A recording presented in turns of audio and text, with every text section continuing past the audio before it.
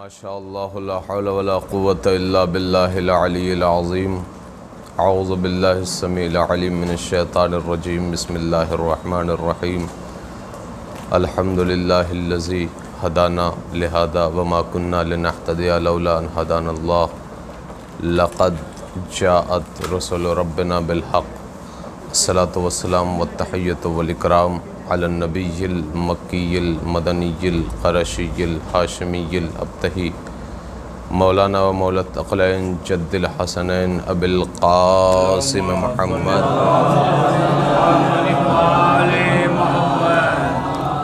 وآلہ الطیبین الطاہرین المعصومین المظلومین ولعنۃ اللہ علی اعدائہم اجمعین اما بعد فقد قال رسول اللہ صلی اللہ علیہ وآلہ وسلم اول ما خلق اللہ نوری صلوات پڑھیں محمد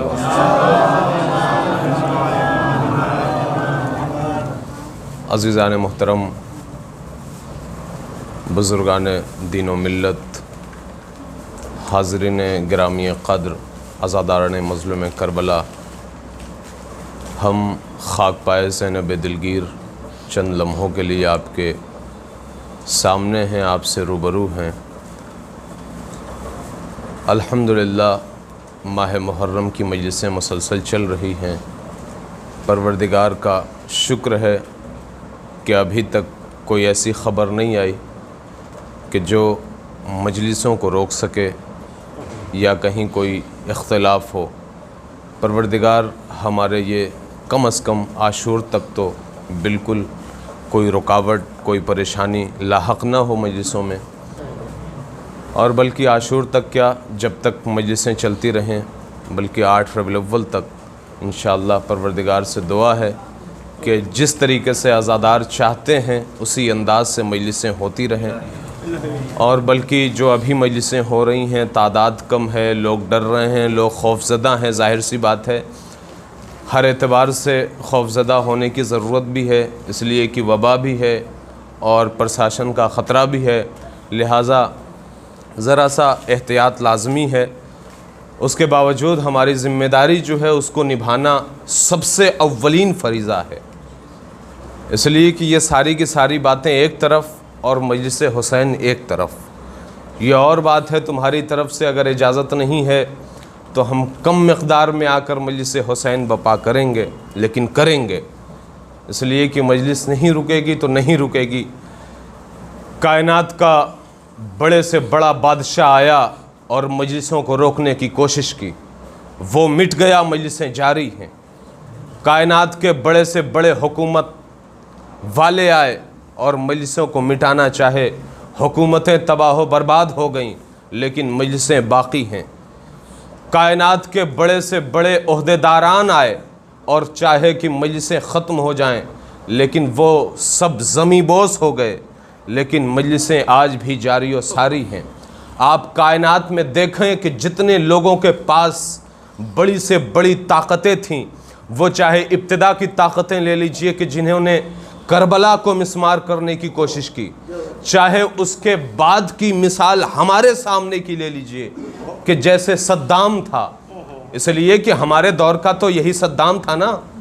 اگر آپ پرانے دور میں جائیں گے تو ظاہر سی بات ہے تاریخ میں جانا پڑے گا، لیکن اگر صدام کا آپ خاتمہ دیکھیں، آپ صدام کی تاریخ دیکھیں، اپنے بزرگوں سے پوچھیں کہ حالات کیا تھے اس دور میں، نہ جانے کتنے افراد تھے کہ جنہوں نے کربلا کی زیارت پہ بھی گئے تھے، تو وہ بتائیں گے آپ کو، چشمدید گواہ اپنی آنکھوں سے دیکھا ہوا بتائیں گے کہ حالات کیا تھے۔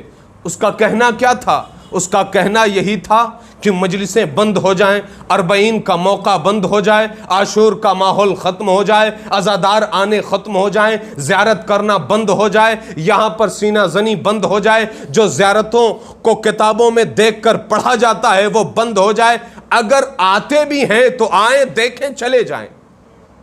یہ جو صدام تھا، ابھی ہمارے بچپنے میں جو بزرگان ہیں ظاہر ہے ان کے تو سامنے کی بات ہے، ہمارے بچپنے کا ماحول یہ تھا کہ صدام نے یہی کہا تھا، امام حسین علیہ السلام کا جو حرم ہے، صدام کے حکم سے شیعان حیدر کرار کو اس طریقے سے قتل کیا گیا ہے کہ امام حسین علیہ السلام کے حرم میں خون تھا، خون جس کو کہہ لیا جائے کہ خون کی ندیاں تھیں اور لاشوں کا انبار تھا۔ یہ مبالغہ نہیں ہے کہ خون کی ندیاں اور لاشوں کا انبار نہیں، بلکہ پورے حرم میں امام حسین علیہ السلام کے شیعوں کی لاشوں کا انبار لگا ہوا تھا۔ اتنے قتل کروائے تھے اس نے صرف حرم میں، بین الحرمین، امام حسین علیہ السلام کے حرم کے اندر۔ اس کا مقصد یہی تھا کہ عزاداری ختم ہو جائے، امام حسین کے چاہنے والے ختم ہو جائیں، اس لیے کہ یہ اسی بنی امیہ کے دسترخوان کی نچڑی ہوئی ہڈیوں کو چچوڑ کر پلنے والا تھا کہ جو اہل بیت کے چاہنے والوں کو مٹانا چاہتا تھا۔ لیکن آج غور کریں کہ داعش والے ختم ہو گئے جب داعش والوں کو حشد شعبی جو آیت اللہ العظمہ سید علی سیستانی حفظہ اللہ کے کارندے تھے، ان کے نمائندے تھے، انہوں نے جب موصل پر قبضہ کیا اور قبضہ کرنے کے بعد تکریت پر قبضہ کیا، تکریت پر قبضہ کرنے کے بعد جہاں پر صدام کا وہ محل تھا، جہاں پر صدام کا وہ گنبد تھا، وہ اس کی قبر تھی، اس کو مسمار کیا اور اس کی لاش کو نکال کر جلا دیا۔ پڑھنے والوں نے، لکھنے والوں نے یہاں تک لکھا، لیکن اب جو جملہ کہہ رہا ہوں اس پہ غور کیجئے کہ جو صدام جس کے پاس اربوں ڈالر تھے، جس کے پاس نہ طاقت کی کمی تھی، جس کے پاس نہ حکومت میں کوئی کمی تھی، ایک اشارہ ہوتا تھا اہل بیت کے چاہنے والوں کا گلا کاٹ دیا جاتا تھا۔ عراق کی، بس 2 منٹ میں لے رہا ہوں آپ کا، عراق کے حالات ایسے تھے کہ عراق میں گرمی کی وجہ سے بہت سارے سرداب بنائے گئے ہیں۔ سرداب جس کو بیسمنٹ کہا جاتا ہے، بہت سارے نہیں بلکہ ہر گھر میں آپ کو سرداب ملے گا، بیسمنٹ ملے گا۔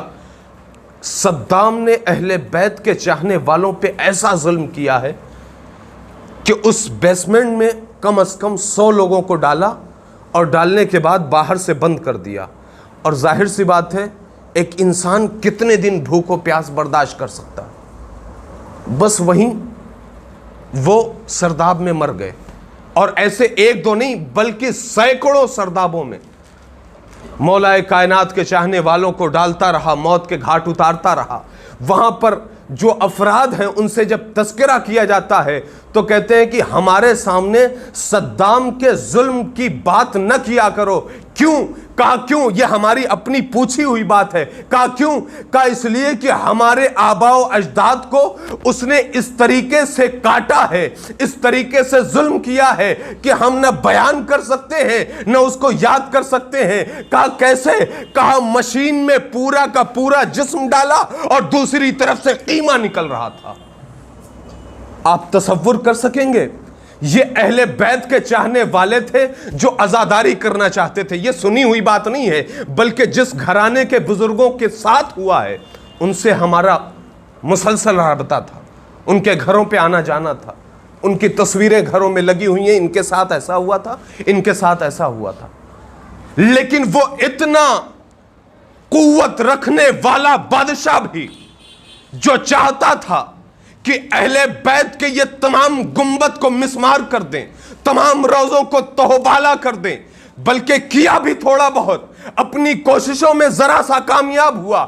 لیکن میں کہتا ہوں کہ آج وہ اپنی قبر میں بھی چین سے زندہ تو کیا چین سے مر بھی نہیں سکا، اور مرنے کے بعد بھی اسے سکون میسر نہیں ہے۔ وہ کوششیں کرتا رہا بلکہ اس کی انتھک کوشش کامیاب نہیں، ناکام ہو گئی۔ لیکن آج کربلا کا گنبد چمک رہا ہے، کربلا کا گنبد دمک رہا ہے، کربلا کے زائرین جا رہے ہیں، کربلا میں آج بھی لاکھوں کی تعداد رہتی ہے۔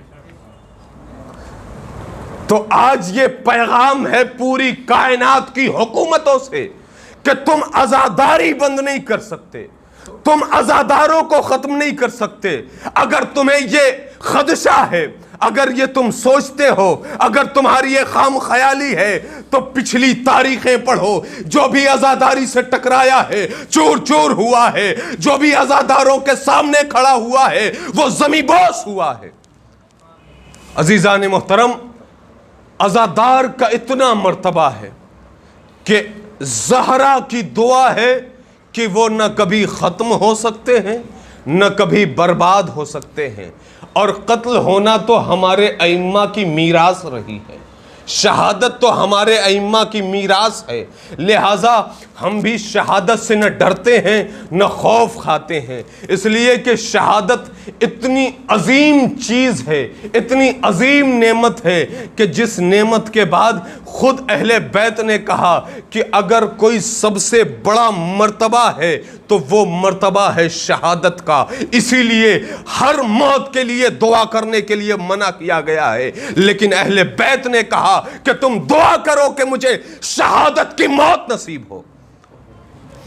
آپ غور کیجئے کہ شہادت کتنی عظیم نعمت ہے، لوگوں نے کتنی شہادتیں پیش کی ہیں اس عزاداری کے لیے، امام حسین کے لیے، امام حسین کے حرم کے لیے، تمام کے تمام مقامات مقدسات کے لیے، لیکن افسوس ہوتا ہے کہ جس فرش عزا کو ہم نے اہل بیت کے گھرانے سے لیا ہے، پوری توجہ رہے اس جملے پر، افسوس ہوتا ہے کہ جس فرش عزا کو ہم نے اہل بیت کے در سے لیا ہے اور اس فرش عزا کو ہم اتحاد کا مرکز سمجھتے ہیں، بلکہ سمجھتے نہیں ہیں، اتحاد کا مرکز ہے، امن کا مرکز ہے، بھائی چارگی کا مرکز ہے، امن و آشتی کا مرکز ہے، لیکن ہمارے ہی درمیان اسی منبر کو، اسی فرش عزا کو اختلاف کا مرکز بنا رہے ہیں۔ جو اختلاف کا مرکز بنا رہے ہیں ان سے یہ التجا ہے، پلیز گزارش ہے کہ اس منبر کو اور اس منبر کے تقدس کو، جو اس کا احترام ہے، وہ اس احترام کو باقی رکھیں، جو اس فرش عزا کا احترام ہے اس کا احترام ملحوظ خاطر رکھیں، اس لیے کہ یہ فرش عزا حسین کی دی ہوئی جاگیر ہے، زینب کی دی ہوئی جاگیر ہے، جو اختلاف پھیلانے کے لیے نہیں دی گئی، جو خلفشار کرنے کے لیے نہیں دی گئی، بلکہ یہ امن و آشتی کی جگہ ہے، یہ پیغام امن دینے کی جگہ ہے۔ جب یہی پیغام امن پوری کائنات سنے گی کہ ہاں یہ جگہ ہے جہاں سے پیغام امن دیا جاتا ہے، پیغام آشتی دی جاتی ہے، تب وہ سوچے گی کہ ہاں امن کی جگہ ہے تو چلنے کی ضرورت ہے۔ آپ دیکھیں کہ پوری کائنات میں اہل بیت کے چاہنے والوں کے علاوہ کتنے ایسے ہندو برادر ہیں، ہندو بھائی ہیں کہ جنہوں نے شاعری بھی کی ہے، جنہوں نے مقالے بھی لکھے ہیں، جنہوں نے بڑی بڑی کتابیں بھی تحریر کی ہیں، جنہوں نے تقریریں بھی کی ہیں، جن کے دیباچے بھی موجود ہیں۔ لوگوں کو اب سمجھ میں آ رہا ہے کہ ہاں امام حسین کی شخصیت ہے کیا۔ امام حسین کی شخصیت ایسی شخصیت نہیں ہے کہ کسی ایک مذہب والوں کے لیے ہے، کسی ایک مسلک والوں کے لیے ہے، بلکہ جو بھی حسین کو پڑھتا ہے، جو بھی حسین کو سنتا ہے، جو بھی حسین کو سمجھتا ہے، جو بھی حسین کو ادراک میں لاتا ہے، جو بھی حسین کے لیے درک کرتا ہے، پھر وہ ایک منزل تک پہنچتا ہے، اور وہ منزل پر پہنچ کر پھر وہی شخص ہے کہ جو کبھی امام حسین کہتا ہے، کبھی بابا حسین کہتا ہے، کبھی سرکار حسین کہتا ہے، کبھی نواسہ رسول کہتا ہے، اور کہنے کے بعد ایک جملہ کہہ دوں، ایک ہندو رائٹر شاید رام چندر وہ کہتا ہے امام حسین علیہ السلام کی شہادت ایک ایسی شہادت ہے کہ جو شہادت پانے کے بعد اسلام کے پرچم کو بلند کیا ہے۔ اور اس کے بعد کا جملہ سنیں گے، ہماری زبان سے اگر یہ جملے نکلے تو ٹھیک ہے، لیکن ایک ہندو برادر کی زبان سے یہ جملہ کہ یہ حسین کی شہادت ہی ہے کہ جس کی وجہ سے دنیا قائم ہے، یہ حسین کی شہادت ہے کہ آج نیلگو آسمان باقی ہے، یہ حسین کی شہادت ہے کہ جو زمین کا فرش بچھا ہوا ہے، یہ حسین کی شہادت ہے کہ جو آج بھی سورج اور چاند چمک اور دمک رہے ہیں۔ یہ حسین کی محبت میں جب ایک ہندو بولتا ہے تو یہ کہتا ہے کہ حسین کے اس ناحق بہائے گئے خون کے صدقے میں اس کائنات کو پروردگار عالم نے باقی رکھا ہے۔ تو ہمارا عقیدہ کیا ہونا چاہیے؟ ہمارا محبت کا معیار کیا ہونا چاہیے؟ امام حسین علیہ السلام کی محبت جب لوگوں کے دلوں پر چھاتی ہے تو پھر ہر قدم، ہر لحظہ، ہر گھڑی یا حسین لبیک یا حسین کی آواز بلند ہوتی ہے۔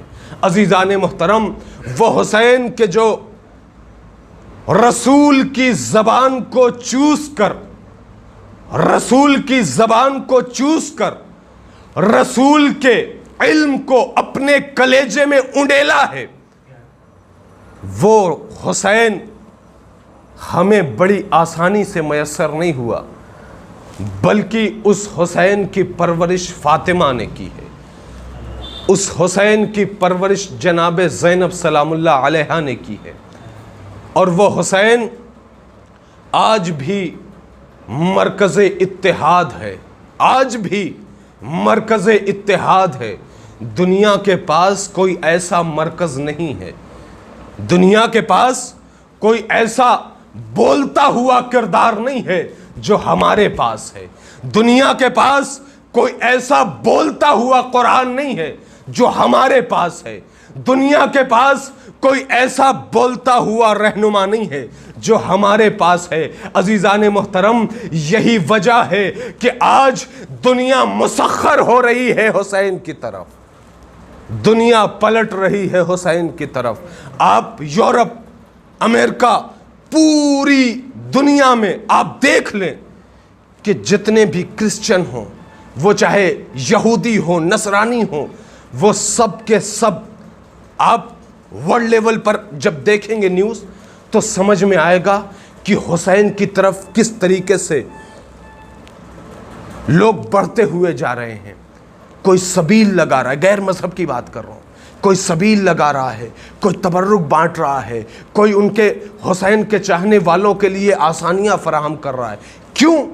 اس لیے کہ وہ حسین کی جو بلندی ہے، حسین کا جو اخلاق ہے، حسین کا جو کردار ہے، حسین کی جو عظمت ہے، ان عظمتوں کو پڑھ کر پھر وہ سمجھ کر وہ اس کام پر معمور ہوا ہے کہ اگر ہم نے یہ کام انجام دیا تو واقعاً حسین ہم سے خوش ہوں گے۔ جب اس نے پوری انسانیت کے لیے ہمارے لیے کام کیا ہے تو پھر ہم کیوں نہ اس کے لیے اپنے قدموں کو آگے بڑھائیں۔ لہٰذا ضرورت ہے اس بات کی کہ اس فرش عزا کو ہم اتحاد کا مرکز رہنے دیں، اتحاد کا مرکز بنا کر رکھیں، یہاں سے پیغام محبت عام کریں، یہاں سے پیغام نصرت عام کریں، اس لیے کہ حسین نے درس جہاں پر محبت دیا ہے وہیں پہ درس نصرت بھی دیا ہے، وہیں سے درس اخوت بھی دیا ہے، وہیں سے درس اتفاق دیا ہے، وہیں سے درس بھائی چارگی دی ہے، وہیں سے درس امن و آشتی دی ہے۔ لہٰذا ہمیں چاہیے کہ ہم حسین کے قول پر عمل کریں۔ ہم حسین کے شیدائی ہیں تو زبانی شیدائی نہ کہلائیں، بلکہ ہم عملی شہدائی کہلائیں، ہم عمل پیرا ہوں ان کے اقوال پر، ان کے عمل پر۔ لہٰذا عزیزان محترم، میں رسول کی ایک حدیث کو کوٹ کی تھی، اس حدیث کو مکمل کر کے مصائب آپ کے گوش گزار کروں گا۔ رسول نے فرمایا اول ما خلق اللہ نوری، اللہ نے سب سے پہلے میرے نور کو خلق کیا۔ کس وقت؟ جب کائنات میں سناٹا ہی سناٹا تھا، جس وقت پوری کائنات میں نہ کوئی آواز تھی، نہ کوئی گل تھا، نہ بوٹا تھا، سارا جہان سونا تھا، نہ سورج تھا، نہ چمک تھی، نہ چاند تھا، نہ دمک تھی، نہ ستارہ تھا، نہ جھلک تھی، نہ کلی تھی، نہ مہک تھی، نہ گنچا تھا، نہ چٹک تھی، نہ تو کسی کے دل میں ولایت علی کا ہار تھا، نہ کھٹک تھی۔ اس وقت پروردگار عالم نے محمد کے نور کو خلق کیا تھا، اور وہ نور محمد اتنا حسین و جمیل، اتنا خوبصورت، اتنا عزیز تھا کہ پروردگار عالم نے رسول اسلام کو اس خوبصورتی کے ساتھ ڈھالا، محمد کے نور کو خلق کیا۔ اور جب محمد کو خلق کیا ہے تو وہی کہ محمد اس کا اتنا عزیز تھا، اتنا محبوب تھا کہ کبھی طٰہٰ کہا، کبھی مزمل کہا، کبھی مدثر کہا، کبھی حبیب کہا۔ جب یہ سب کے سب القابات دے دیے تو جب دیکھا کہ جو محمد میرا اتنا عزیز ہے، اتنا محبوب ہے، تو میں کیوں کر اسے لوگوں جیسا بناؤں، لہٰذا محمد کے سائے کو ہٹا دیا۔ امام اعظم جو رسول اعظم ہیں، ان کا کوئی سایہ نہیں تھا، وہ جب چلتے تھے تو ان کا سایہ نہیں ہوا کرتا تھا، لہٰذا یہ پروردگار عالم کی طرف سے یہ انفرادیت تھی رسول السلام کی کہ عام لوگوں جیسے نہ ہوں۔ لیکن افسوس ہے کہ کم از کم یہی دیکھ لیتے کہ ہمارا تو سایہ ہے اور رسول کا تو سایہ بھی نہیں ہے، پھر یہ ہمارے جیسے کیسے ہو گئے۔ لیکن پھر بھی ان ناعقل مسلمانوں کو کون سمجھائے کہ جو رسول اللہ کی طرف سے بھیجا گیا ہے وہ رسول کوئی عام انسان نہیں ہے، وہ ہم جیسا خاکی تو ہے، لیکن پروردگار عالم نے اسے بڑا عظیم رتبہ دیا ہے، بڑا عظیم مرتبہ دیا ہے، بلکہ ہم جیسا صرف خاکی نہیں بلکہ وہ نوری وجود بھی رکھتا ہے۔ لہٰذا عزیزان محترم، آج ہم ان مسلمانوں پر افسوس کرتے ہیں کہ جو صرف کلمہ لا الہ الا اللہ تو پڑھتا ہے، وہ یہ یاد تو رکھتا ہے کہ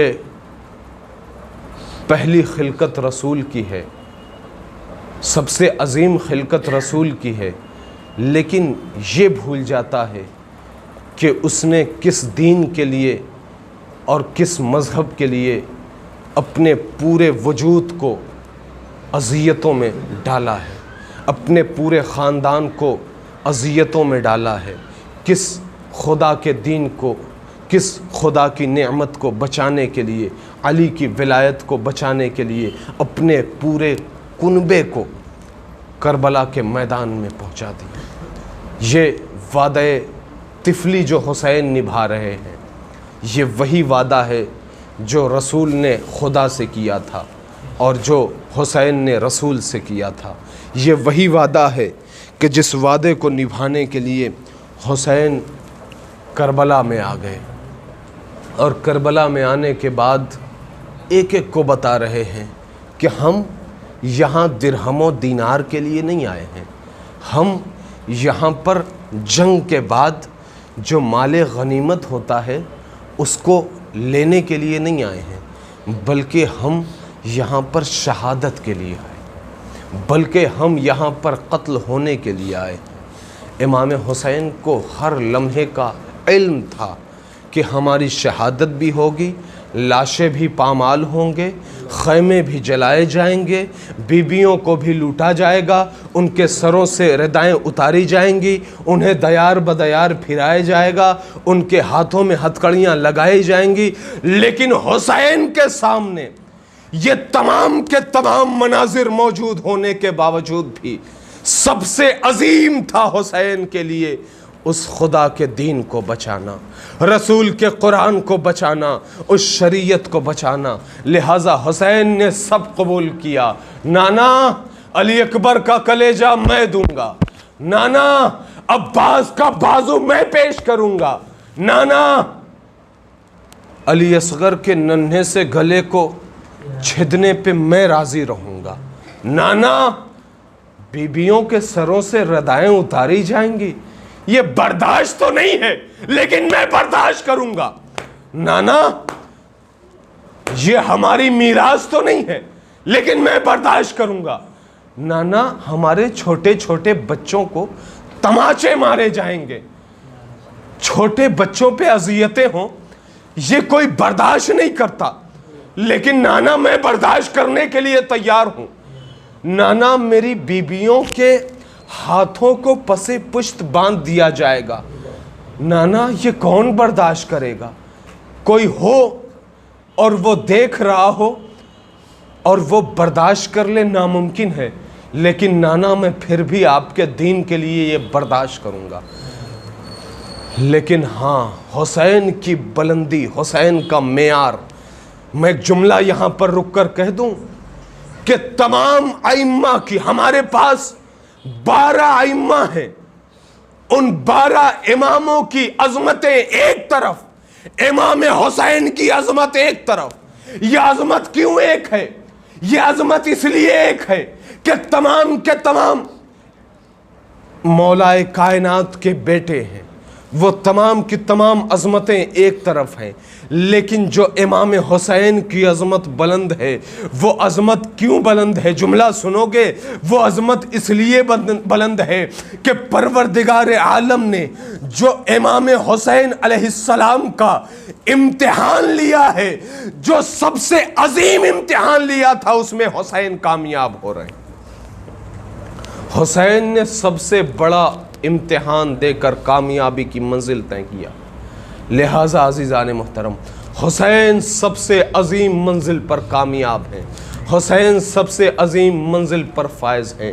حسین 2 محرم کو وارد کربلا ہو گئے, سب کچھ لٹانے کے لیے تیار ہو گئے. کربلا پہنچ کر ایک مرتبہ سب سے پہلے اپنا خیمہ لگوایا ہے, خیمہ ہٹایا گیا, عباس بپھر گئے, زینب نے روک لیا, زینب نے روکا, خیمہ دوسری جگہ لگایا گیا, اور خیمہ لگانے کے بعد مسلسل عبادتیں ہو رہی ہیں, عبادتیں ہو رہی ہیں, عبادتیں ہو رہی ہیں. اور ایک اور غور کرنے کی بات یہ ہے کہ اہل بیت کے گھرانے کا ہر فرد دیکھ رہا ہے کہ ہم مختصر سے ہیں, ادھر لشکر پر لشکر آ رہا ہے, لشکر پر لشکر آ رہا ہے, کبھی ہزاروں کا لشکر آ رہا ہے, کبھی لاکھوں کا لشکر آ رہا ہے. بس 2 جملے مصائب پڑھوں گا, جتنا گریہ کرنا ہو کر لینا. ہاں عزاداروں, یہ ایام عادی نہیں ہے, یہ ایام محرم ہے, یہ ایام سوگ ہے, یہ ایام غم ہے, یہ ایام المناک ہے. لہذا اگر اس المناک دن میں اگر تمہاری آنکھیں گریہ و زاری نہ کر سکی تو پھر افسوس ہوگا کہ حسین کا نام مجلس میں آ رہا تھا, لیکن ہماری آنکھیں اشکبار نہیں تھیں. لہٰذا عزاداروں, تمہیں مصائب سننے کی ضرورت نہیں ہے. اگر حسین کربلا میں پہنچ گئے تو ہماری آنکھوں سے آنسو جاری ہونے کے لیے کافی ہے. اگر اب بھی آنسو نہ آئے, اگر کبھی مجلسوں میں آنسو نہ آئے, تو اپنے ہاتھوں کو بلند کرو, اپنے ہاتھوں کو بلند کرو.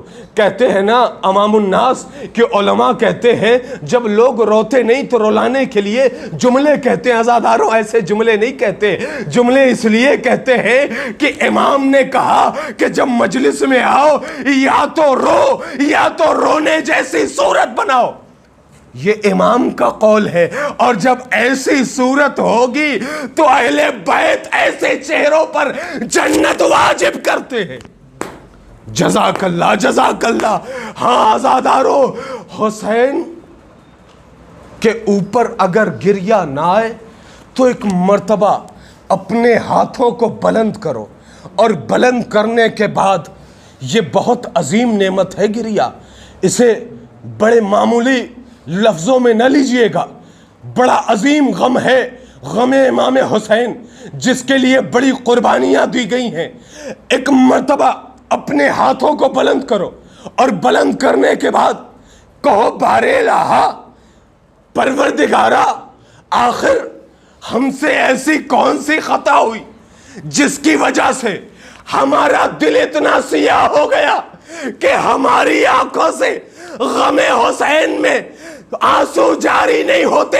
عزاداروں جاری ہوں گے, لیکن ایک جملہ سنو, ہمارا 12واں امام آج بھی پردہ غیب میں ارے خون کے آنسو رو رہا ہے۔ جزاک اللہ، جزاک اللہ، مولا تمہیں سلامت رکھے، مولا ان آنسوئے پہ نعمتیں نازل کرے، برکتیں نازل کرے، ان چہروں پر نور نازل کرے، ان آنکھوں میں۔ امام حسین کے سب چاہنے والے دیکھ رہے ہیں کہ لشکر پہ لشکر آ رہا ہے۔ ایک مرتبہ جناب زینب نے کہا، اے بھیا حسین، لعینوں کے لشکر پر لشکر آ رہے ہیں، کیا آپ کا کوئی چاہنے والا نہیں ہے؟ کیا آپ کا کوئی دوست نہیں ہے؟ کیا آپ کا کوئی عزیز نہیں ہے کہ جسے آپ بھی بلا لیں؟ ایک مرتبہ حسین نے خط لکھنا شروع کیا۔ کس کو خط لکھا؟ حبیب ابن مظاہر کو خط لکھا۔ عزاداروں، آج بھی اگر ہم لبیک یا حسین کی آواز بلند کرتے ہیں تو یہ زبانی لبیک کہنے کی ضرورت نہیں ہے، عملی لبیک کہنے کی ضرورت ہے۔ عملی لبیک سے حسین کا مقصد پورا کرنے کی ضرورت ہے۔ لہٰذا حسین نے خط لکھا حبیب ابن مظاہر کو، رجل فقی کہہ کر حسین نے خط لکھا۔ حسین کا خط جب دق الباب ہوا ہے، حبیب کی زوجہ اٹھیں، دروازہ کھولا، خط لیا، پڑھا، خدمت میں پیش کیا۔ حبیب ابن مظاہر نے کہا، کس کا خط ہے؟ کہا حسین کا خط ہے۔ حبیب ابن مظاہر نے ایک مرتبہ حسین کی تحریر کو پڑھا، آنکھوں سے لگایا، چوما، اور چومنے کے بعد ایک مرتبہ جب زوجہ نے کہا کیا ارادہ ہے، حبیب ابن مظاہر نے ایک مرتبہ کہا، میں سوچتا ہوں کیا کروں، حسین نرگہ آدھا میں ہے، اور تمہارا کیا ہوگا اگر میں چلا گیا۔ ایک مرتبہ زوجہ تھیں، ایسی زوجہ ہونا چاہیے حسین کے لیے قربانی دینے کے لیے۔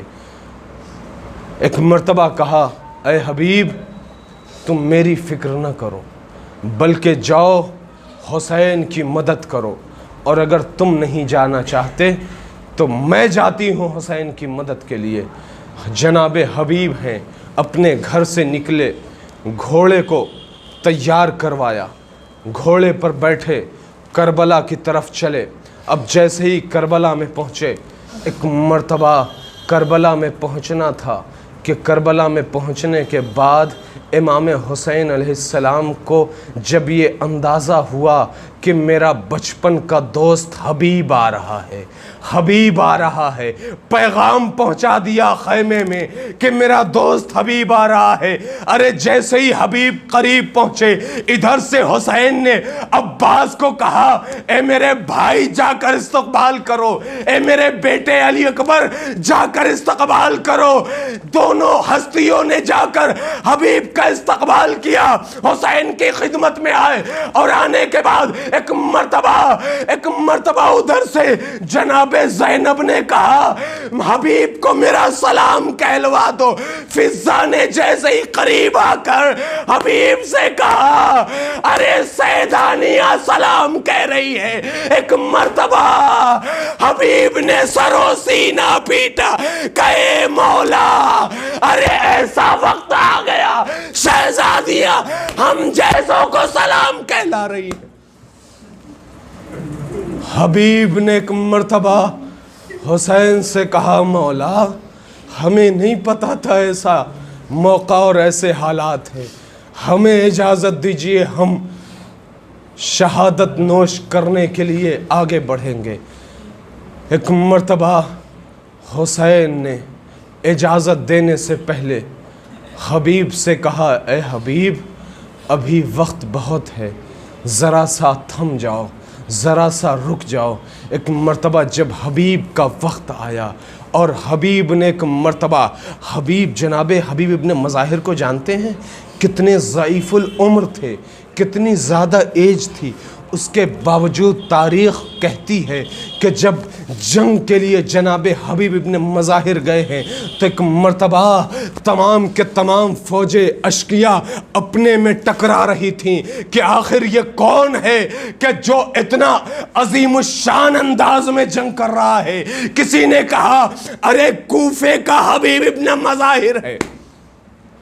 جب حبیب ابن مظاہر سنا تو ایک مرتبہ لوگوں نے کہا ارے یہ بہت ضعیف العمر ہے، اسے ایسے نہیں قتل ہوگا، اسے اور قریب جا کر، اسے اور پاس جا کر اسے نیزے مارنے کی ضرورت ہے۔ لہٰذا اشقیاء اکٹھا آتے رہے لیکن ہاں عزیزان محترم، ایک وقت آیا کہ جب تمام کے تمام لوگوں نے ایک وقت مل کر جناب حبیب پر وار کیا ہے۔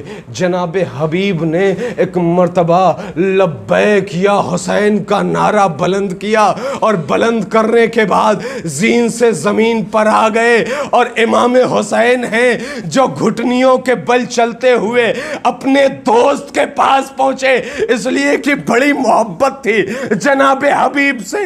امام حسین حبیب کے پاس پہنچے، اور پہنچنے کے بعد ایک مرتبہ اپنے زانو پہ جناب حبیب کا سر رکھا، اور رکھنے کے بعد کہا اے حبیب ذرا دیکھو تو ان انگلیوں کے درمیان تمہارا انتظار کون کر رہا ہے۔ ایک مرتبہ حبیب نے کیا دیکھا، ارے میرا انتظار حسین کی ماں فاطمہ کر رہی ہے، حسین کے بابا علی کر رہے ہیں، حسین کے نانا رسول خدا کر رہے ہیں۔ حسین کی آگوش میں جناب حبیب ابن مظاہر بار اللہ بحق زہرا و ابیہا و بعلہا و بنیہا۔ پروردگار تجھے واسطہ ہے چہاردہ معصومین علیہ السلام کا، ہمارے اس قلیل اعمال کو اپنی بارگاہ میں قبول فرما۔ پروردگار جہاں کہیں بھی شیعان حیدر کرار ہیں ان کی جان و مال عزت آبرو کی حفاظت فرما۔ پروردگار یہاں پر جتنے مومنین ہیں ان سب کی جان و مال عزت آبرو کی حفاظت فرما۔ پروردگار ہم سب کے کاروبار میں ترقی عطا فرما۔ پروردگار جہاں کہیں بھی پریشان حال ہیں ان کی پریشانیوں کو دور فرما۔ ہمارے امام کے ظہور میں تعجیل فرما۔ ربنا تقبل منا انک انت السمیع العلیم برحمتک یا ارحم۔